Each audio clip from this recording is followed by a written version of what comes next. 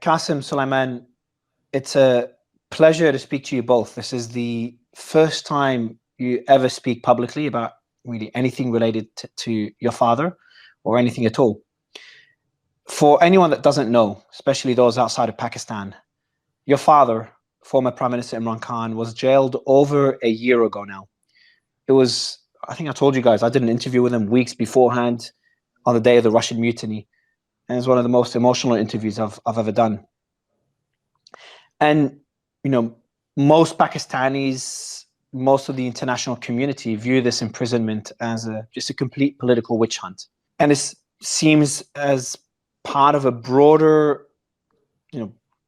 history of military control by the Pakistani military, or political control by the Pakistani military. That's essentially dominated the country's politics for decades now. I want to start with a quote, a tweet by your mother, Jemima.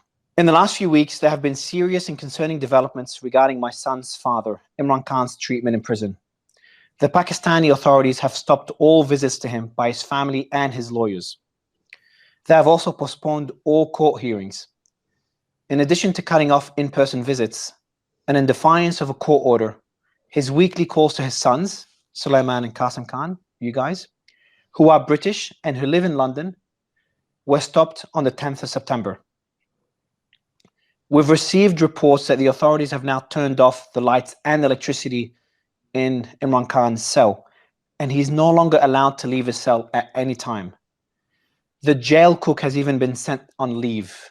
He's now completely isolated, in solitary confinement, literally in the dark, with no contact with the outside world.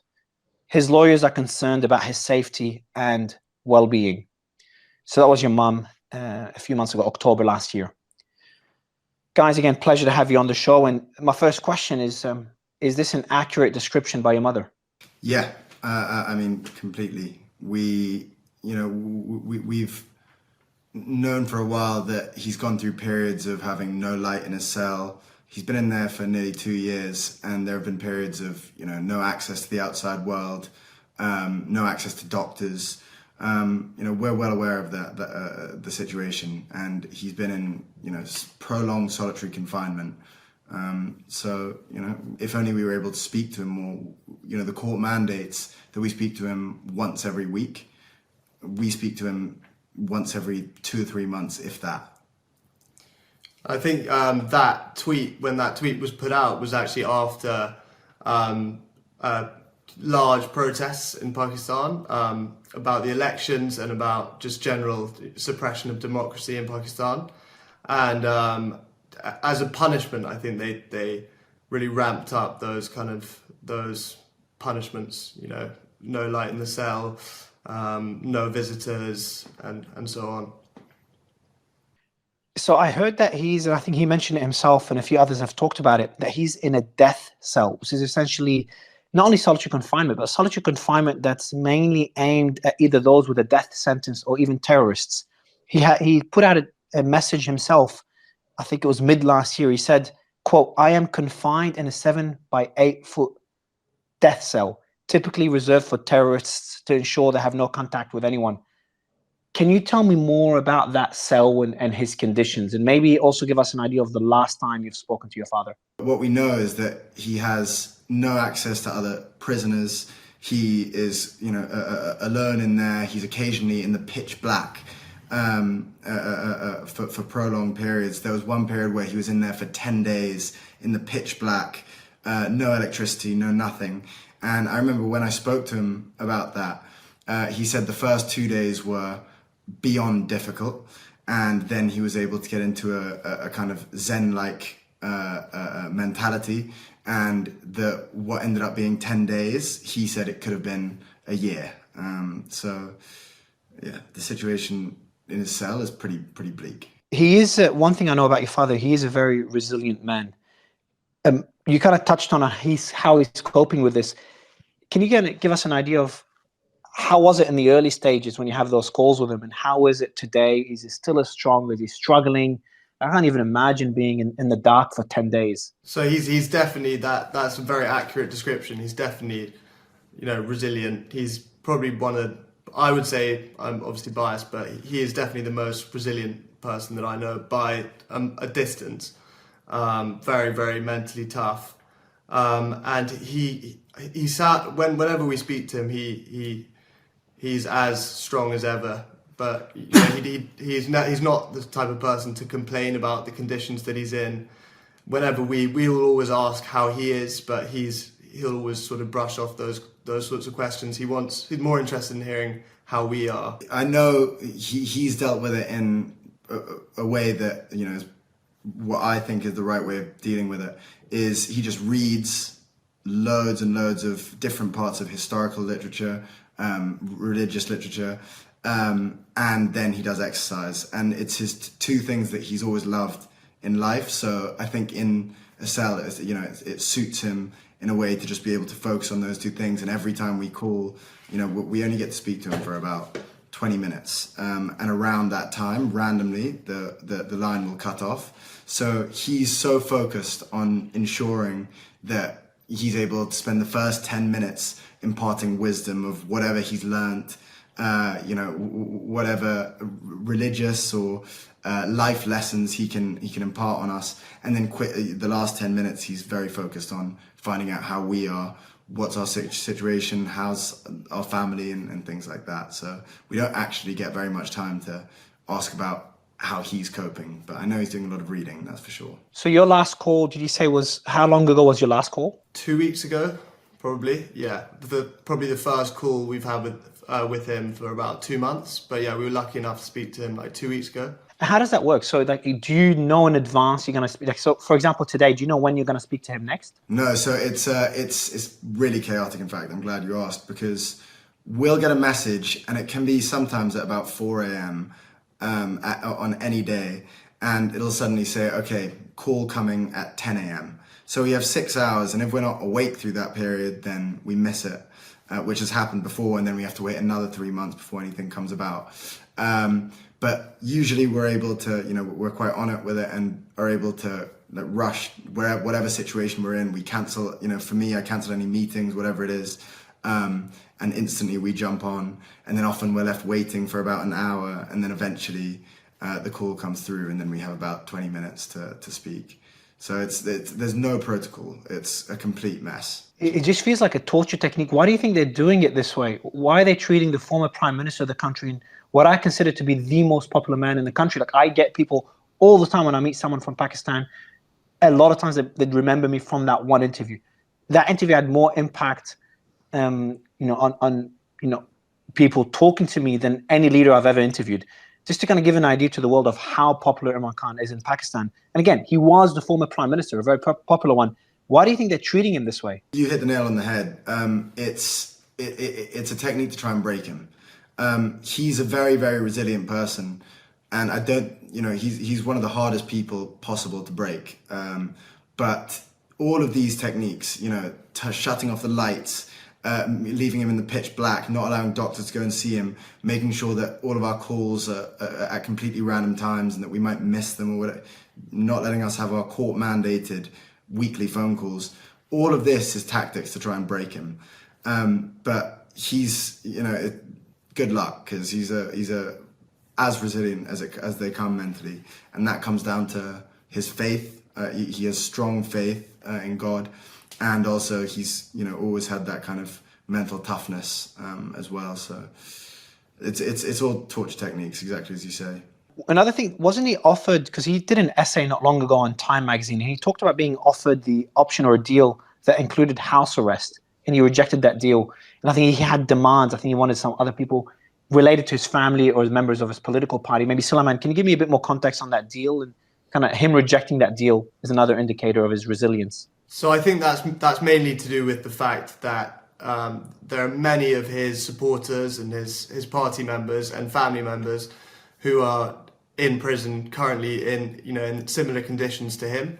So, and he's very, very principled, and he wouldn't, on their behalf, I think that definitely would have played a part. He wouldn't want to kind of he'd want to be aligned with them. He's always been kind of very principled, and I don't think he'd go against his principles very on a whim. What have you guys told him? Like, I'm just imagining if I had my father or a family member in a similar position, and I'd be urging him, because you guys born in London, live in London, so you're away from Pakistani politics. And if I was in your position, I would be convincing my father to do whatever it takes just to get out of jail and just to have his freedom again. Have you guys tried to convince him of doing this? So actually, when we were younger, when I was younger, I'd hated him being in politics. Would way rather him just do sort of cricket punditry or analysis, and live an easy life in London or out of politics.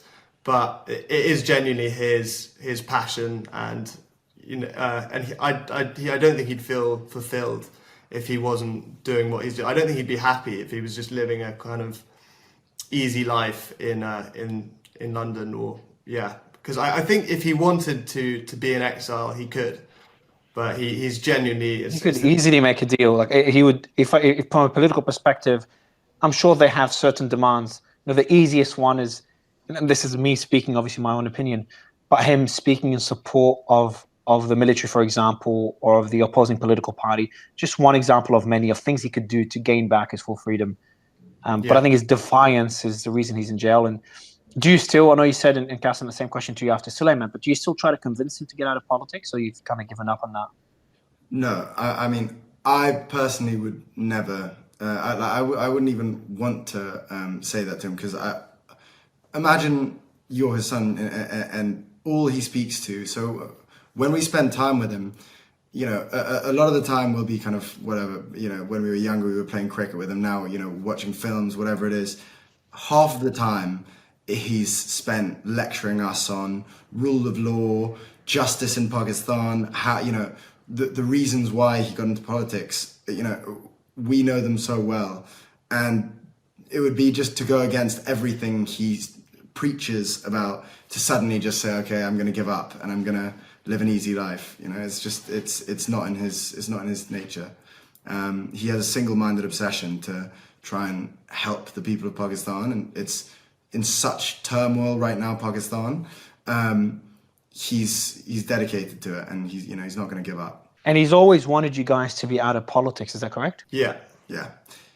I think, well, if you look at the two established parties in Pakistan, there's a tradition of it's like dynastic politics. They're dominated by two different families, and so he's always wanted to.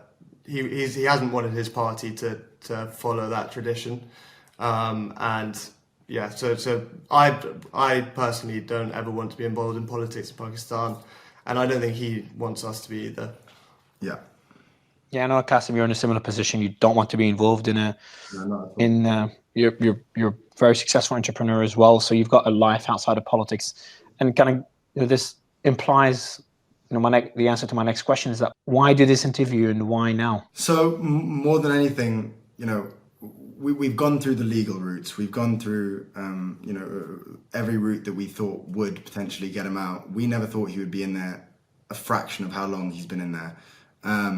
And it's only getting worse. And so, we've somewhat run out of those options, and now we've decided, okay, the only route is to, of taking action is to come and speak publicly. And I think, I appreciate you for allowing us to speak here about it. What we want is international pressure on Pakistan right now, because currently he's living in inhumane conditions. They're not giving him basic human rights. They're not really doing anywhere near enough, and what we want is global pressure. Yeah, I think we've, like Qasim said, we've tried. We've exhausted other options, legal avenues, and it's gone very quiet. It seems in the international media, at least, it seems to have gone very quiet, and it's just. It's basically for the human rights of not only our father but other political prisoners, and restoration of proper democracy in Pakistan as well. aside from our own obvious selfish reasons? Yeah, look, obviously, your selfish reasons. This is your own father, and look, just for the international community to understand how crazy things are in Pakistan. Pakistan population. What's the population of Pakistan? Almost 200 million, I think, maybe over 200 million. Yeah. Massive military power. Got nuclear weapons. Massive economy as well. Because a lot of people in the world don't understand how massive Pakistan is as a country and a supposed democracy. And this is kind of me speaking my opinion.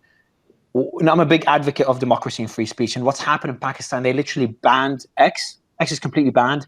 Cracked down on protesters.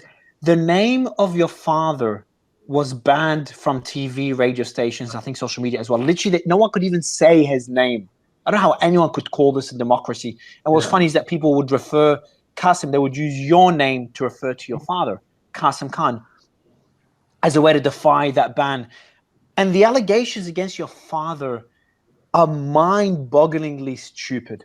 Like, I understand this is political targeting, but just went way above any red line one could imagine in any democracy. I mean, I've been very critical of Brazil. Brazil hasn't done near as much as what Pakistan is doing. So it's just honestly heartbreaking what your father's going through and what the country's going through. And again, this is me speaking my opinion. And, you know, I know that you're coming on this interview away from politics and talking more about your father. But I just wanted to kind of mention to anyone listening that's outside of Pakistan, what is happening in that country and how important your dad's fight is. You did talk about international pressure on Pakistan, and we've seen a bit of that late last year, and it's kind of quieted down now. I'm not sure why. I want to talk about what Richard Grenell, who's a special envoy in the Trump administration, he essentially openly called for your father's release. I think it was the end of last year, after the elections, after Trump won the elections.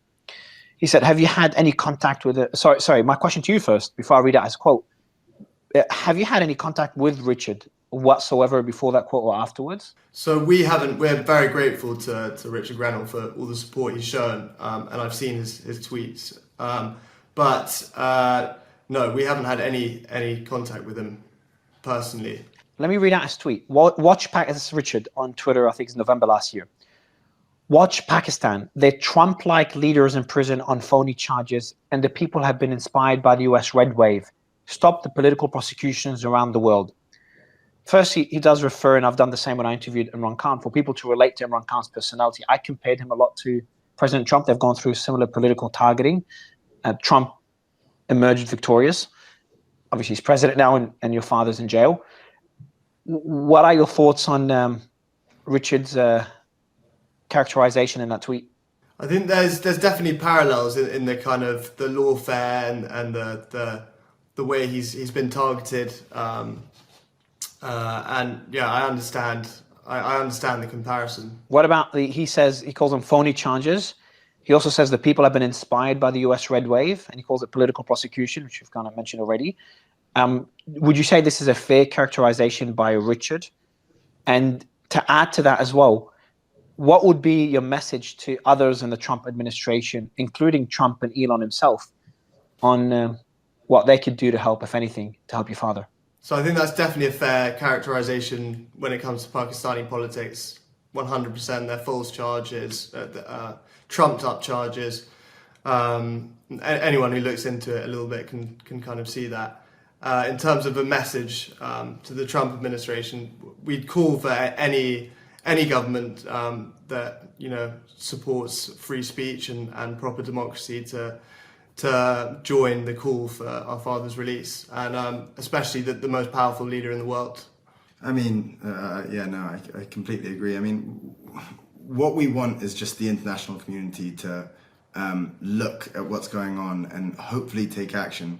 And who better than Trump to gain the attention of? So, we'd love to speak to Trump or try and figure out a way where he would be able to help out in some way, because at the end of the day, all we're trying to do is free our father, bring democracy in Pakistan, and just ensure he has basic human rights. Would you be open? So if there's anyone in the world, anyone with a large following or political influence that would like to help, and this is a question I just thought of now, would you like them to just be public about it? Would you like them to reach out to you guys? What would you What would you recommend? What would you ask people to do? Both, I think, to definitely speak out about it. I think that's huge. That would be huge, just to create a bit more noise, because it's definitely gone a bit quiet recently. And definitely, if someone had a bit of we would love people to reach out to us if they have some influence or a potential to help with this situation. I want to read out a quote here from your father, going back to what we talked earlier, because it's not just your father that was targeted. His current wife is in jail. Other family members of his political party have been targeted in different ways. I remember when I interviewed your father, a lot of people within his party were on the run or in different countries worried about family members. I've spoken to many of them privately. I'll read out a quote again from the same essay from your father in Time magazine. He says, "Our social media volunteers, supporters in the diaspora, and activists have had their families harassed and abducted, all in an effort to silence dissent." Have you seen this? Is that true? Have people been abducted that are supporting your father?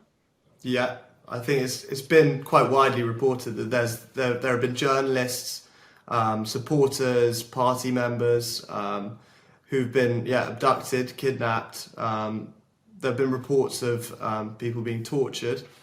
I think that's pretty valid. Does that worry you guys? Go ahead, Qasim. Well, no, I was going to say, I mean, Suleiman cautiously says there have been reports. It seems pretty clear, they're giving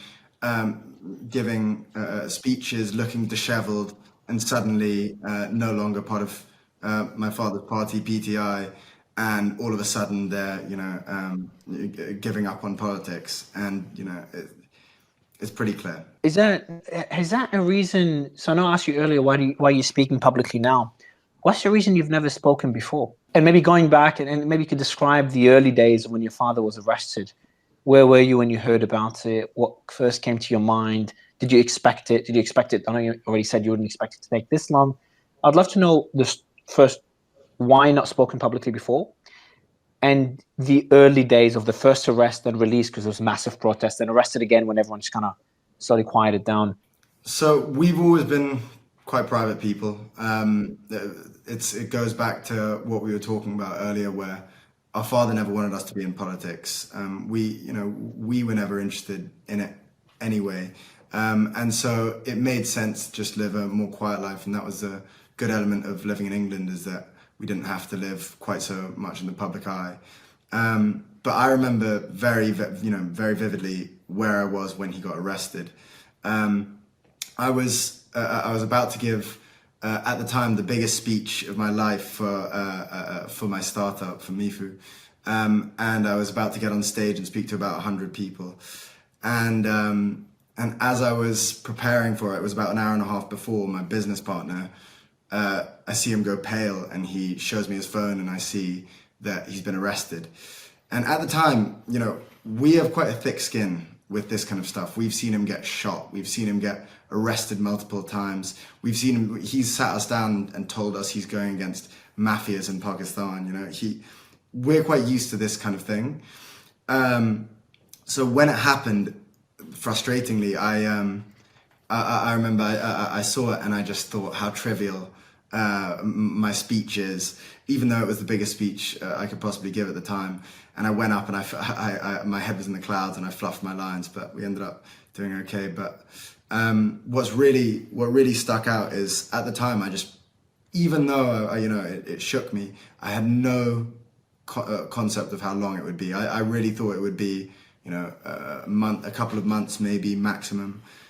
But this time, it turned out it's nearly 2 years now, and he's been in solitary confinement the entire time. So it's been pretty brutal.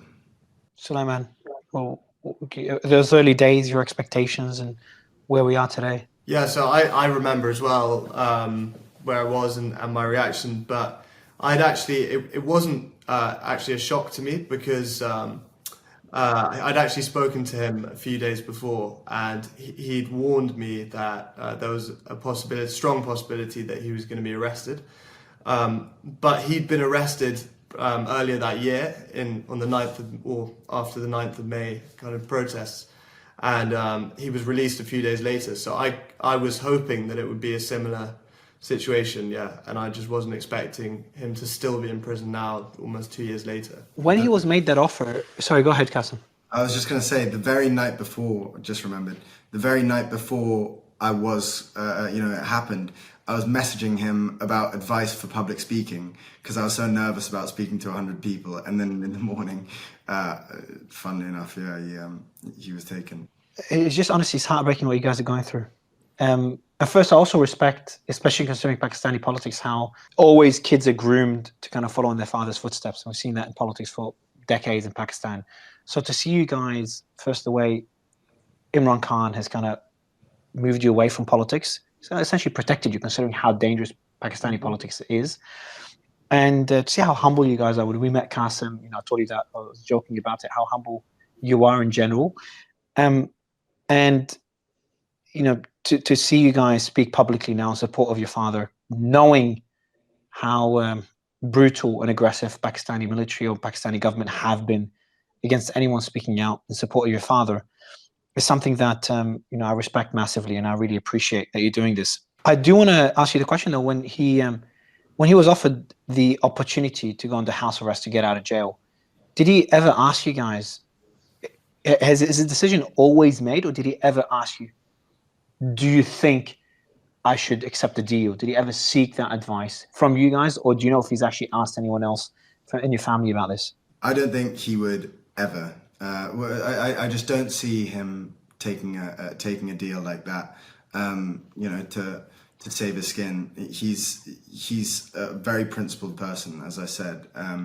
He's comfortable there as long as his mission is being fulfilled, and I don't think he'll just take a deal while other people are sitting in cells on his behalf, his supporters, I don't see him, running off to his house where he's in pseudo prison. Another thing I think people would be very curious about is those calls you have with your father. You talked about him sharing some wisdom, especially with all his readings in jail and things he's learning. Can you tell us some more? And obviously, I'm sure some things are private, but kind of give all the people that are supporting your father and that believe strongly in his cause and have risked their lives on the streets in the protests last year. How are those discussions? What are certain things? What do you think are messages he'd like the world to know as well beyond your private conversations? So he, one thing, there's a lot of private stuff obviously, and most of it's about family. But occasionally at one point recently, he was laughing about how desperate his opposition are getting. It's not only these kind of torture tactics against him. And he was laughing, now they put me, now I have no contact with the outside world. So when he would sit to see his lawyers, he would say, okay, what's happened in the world? Just very casual. And he's basically just very, very aware of how desperate they are, the censorship. If you didn't know, for the World Cup, the anniversary of the 1992 World Cup, for context, he was the captain of that side that won the World Cup. And in the images for the anniversary, they blurred him out of every single photo or cropped him out of every single photo. So imagine doing that with the captain of the World Cup winning side. And they're that petty. And so he was laughing about that, which is a nice little touch, I guess. They've cropped his image. Sorry, Salim, I'll let you speak in a bit, but I didn't know about this. This is getting a bit cartoonish. So essentially they've got, there's images of the World Cup, Cricket World Cup, I assume. And he's a captain. I've known Imran Khan before he was Prime Minister. I'm originally from Australia, so Australia's a big cricketing country, so I know about Imran Khan well. And as a cricket star, he's obviously in all those images and posters. They've cropped him out. Yeah. So they're not even being kind of considerate or being strategic in their censorship. They're just putting it out there, not caring that they're blocking free speech. Suleiman, maybe same question to you, is like a bit more, those discussions and kind of a sense of how your father is, because he seems, based on what he said so far, beyond resilient, beyond just being strong and getting through it. Yeah. Making a joke out of how desperate the opposition party is getting. Yeah, well, I'm sure that like I said before, he's not really someone to complain about his conditions. I'm sure it is incredibly tough, like given how small his cell is and everything. But It's 10 days in the dark. It's brutal torture method. Brutal torture method. Let alone cutting out contact and how your phone calls are cut out after 20 minutes. Yeah. It's just disgusting treatment that's left for people that have committed heinous crimes, which obviously your father is not even close to fitting that description. But sorry to interrupt you, Salman. He, on a sort of more positive note, he feels, I think he genuinely feels that he's, in the last almost 2 years, he's learnt more and kind of strategically, he's really developed a good kind of roadmap for what he wants in the future. So I think he's always optimistic, but he sees it as a very good learning experience. That despite obviously how difficult it is. Sorry, I was going to say he's always been a big reader, but now he's had so much time to read about historical figures, leaders of the past, and also about faith, and he believes that he's grown more in these past 2 years than he has in the previous 20, and he said those words exactly. As well as how much he's grown mentally, and he says spiritually as well, he says he has he's been strategizing about what he can do when he's released for Pakistan. So yeah, he's one of the few people who's coming out of it, hopefully, or how he believes is stronger. Do you think he will come out of it? Of course I want to believe that, but the reason why we're here is because, we feel like we're somewhat running out of options from legal options or others. And what's worried us most is that, a lot of the pressure on Pakistan, a lot of the news reports, it's all kind of died down, or it's fizzled a lot recently. So the whole reason why we're here is because we are getting worried. We're naturally very worried right now. And there have even been threats to prosecute him with offences that would carry the death penalty. So, it's pretty. The reason that the reason we're doing this interview is because the situation is getting pretty desperate. We hope. You can only remain optimistic. Does he know you're doing this interview? Yes. Yeah, we asked him because this is something that he might not be behind. Was what we were worried about. He always likes us to be private and stay away from politics and that whole world. But we asked him on one of the calls. We said, "Do you think it would be okay? We want to do this. We want to see if we can try and help." And he said, "Do it." How is Imran Khan outside of politics? How is he as a person? What is a side of him that the world does not get to see? I mean, he's a very, very dedicated father in a way where, in a strange way, as in he's dedicated his life to politics, to the people of Pakistan. In a way, he has millions of children in his mind, I guess. But every chance he would get when we were younger, he would come down to England. When we would go over to Pakistan, he would, take 2 weeks, somehow take 2 weeks to spend just with us, which is such a difficult thing to do for a man as busy as he is. And he's, I don't think people realize that he's funny, I guess. But these days, we haven't seen him in a while. The last time we saw him, he was conducting a rally for his people.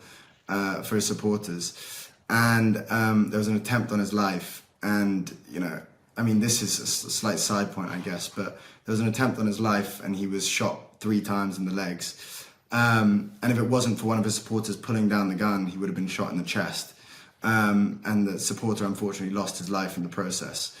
But after that, we obviously rushed out and we went to see him. And God, the journey over there as well. We were in about a convoy of about 15 cars.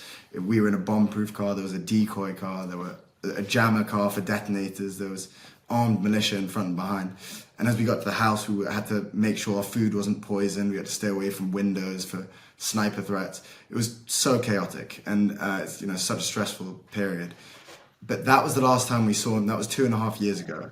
That was the last time we were able to properly see him and speak to him, and he was, you know, in a wheelchair with bullets, and it's strange to see him in a wheelchair because he's usually such a presence. He still managed to be, despite hobbling about. But he, you know, that was the only time we were able to see him in recent times, and before then, you know, we weren't able to see him much. But in our early life, he would spend as much time as he could possibly make seeing us. You know, we would see him 7 or 8 times a year for prolonged periods. So it's such a dedicated father, and I don't think people really realize that.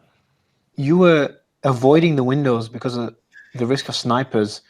People were checking if your food was poisoned. How do people check that? Taste it is the way. Holy shit, that's insane. Well, I mean, no. What a life. Be careful where the food came from, mainly. And, you know, when we went there, we had all of our cousins around who all came into the little compound. And I wanted to play cricket with them and things like that. And we weren't allowed outside in the garden, even though there were walls up high. So they were saying, okay, no, there are tall buildings all the way around there. So we couldn't do any of that. And you should have seen the way when we were trying to get from the airport to a car or the car to an airport, we were surrounded like we were penguins around by security, and we kind of shuffled into the car. It was so dramatic, and I don't say it lightly. I mean, because, you know, every time we've gone to Pakistan, there's drama, but this last time we went, it was beyond.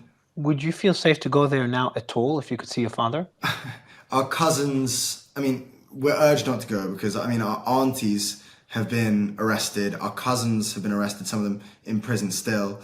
And, you know, there's obviously a high threat. If we go, we provide a potential weakness for our father, another way where they can potentially get to him. And so he was always quite worried about us coming during the height of tension, because he was worried, you know, when they're desperate and they're pulling out all of these random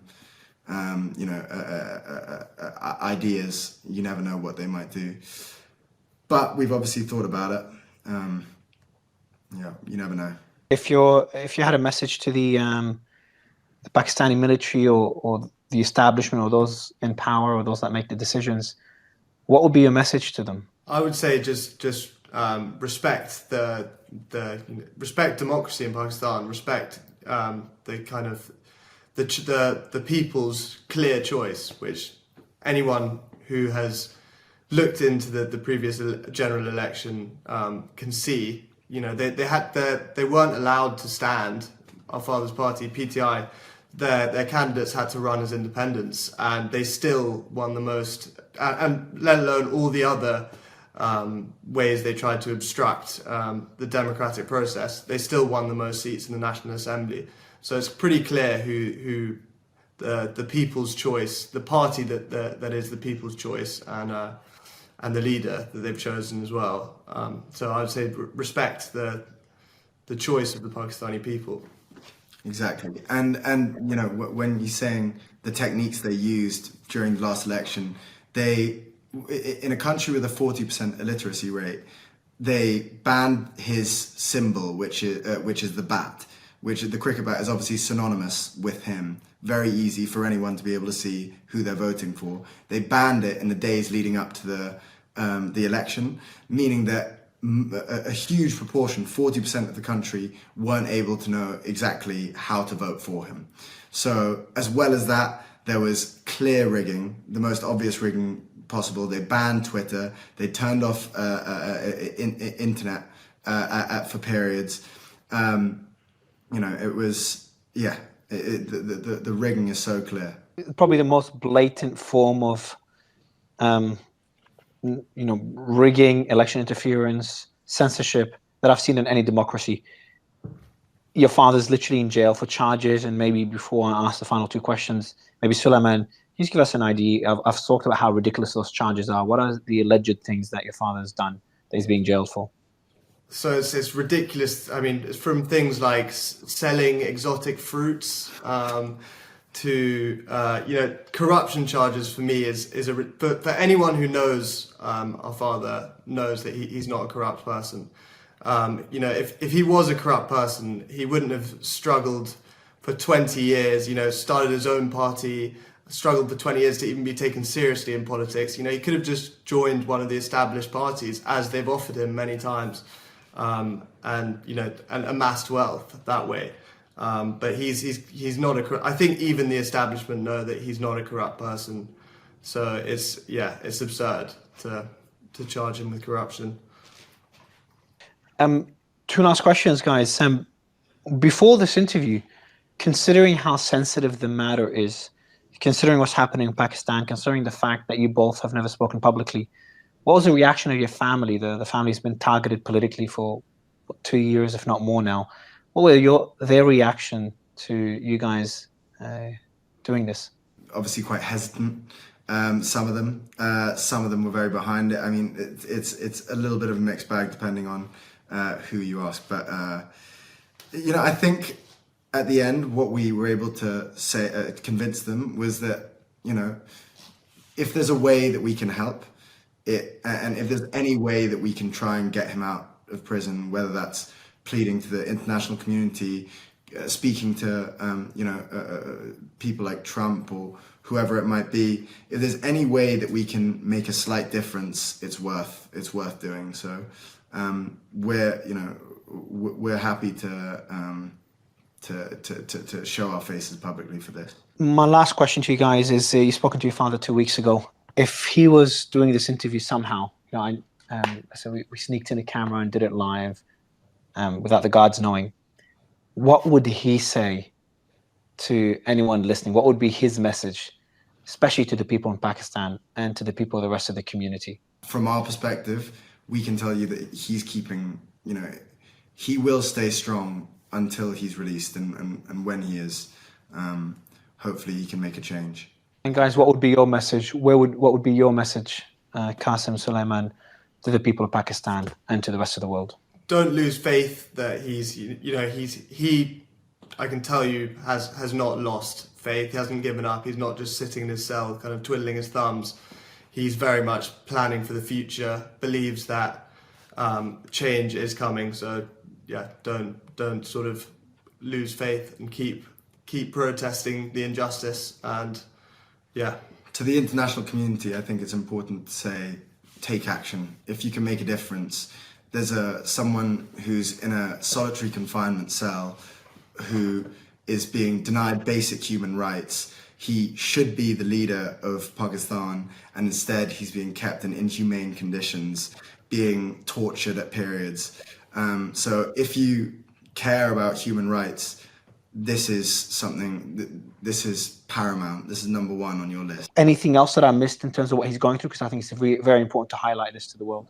He would hate me saying it, but he's he's a man in his 70s, and he may be physically younger than that, and he may be physically very strong.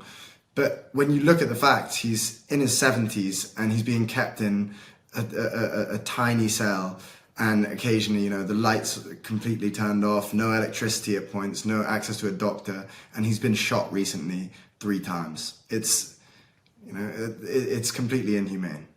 To wrap up my message to anyone listening, and I usually don't take many stances as I do my interviews and my coverage, but there's certain instances where I feel like I have no choice. Pakistan is a population, as you guys said, over 200 million. I just checked it, it's 250 million people. So it's a nuclear power. It's an economic giant, and more importantly, it's meant to be a democracy.